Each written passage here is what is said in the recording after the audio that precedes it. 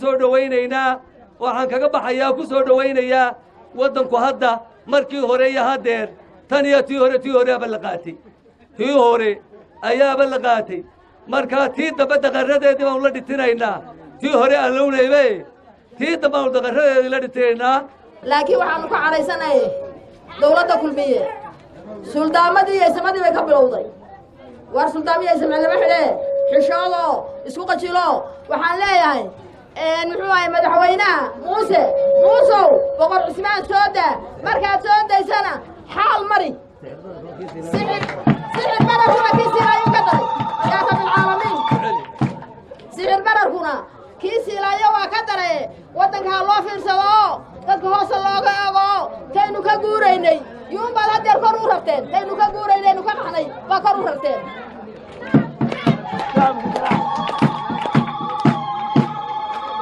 gudoomiye waxa weeye hawl kala madaalo wali waa hogadii buu yidhi dadku wali hogadii buu ku jiraa xusbiga kulmiye wuxuu ku faanaa hadeer xukuumadda joogtaa iyadoo awalba la dhaliilayay tii hore wixii ay qabatay buu ku faanaa wax laala waxay qabato dambe ma jiro meel ay soo taagto shacabkeedii soo taagtayna ma jirto faryaradu dhexda ka qaniinay kuwii doorta faryarada dhexda ka qaniinay maanta se waxa weeye annagu dee xusbiga gudoomiyahayga aanu doorannay haddii uu soo bixi waayo berriba wuu soo baxaya berriba haddii alla yadhi waad ogtiina waxaa guuldaraystay kuwa fartoodii maanta intay kursiga ku saareen raggoodii ay dooranayeen loogu jawaabay dhexdaad farta ka qaniinaysaan way ka qaniineen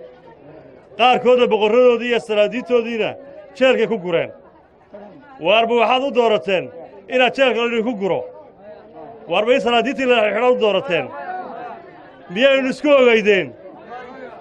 ayaa darra maanta haddaba waxaa kuwii u codeeyey waa intii aan naga codaysana waanuu mahadnaqannaa intii noquna markaan hadda idinkaa iskale mahadda koowaad tan labaadna waxaa iskale intii naga codaysay wayna inoo soo noqonayaan waxaana rajaynaynaa inaad noo soo noqon doontaan oo aad wax soo aragteen maanta xisbigani sheegaan ma rabo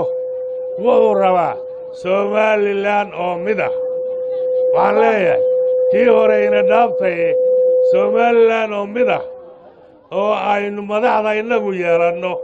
maadaama aynu awoodda somalilan nahay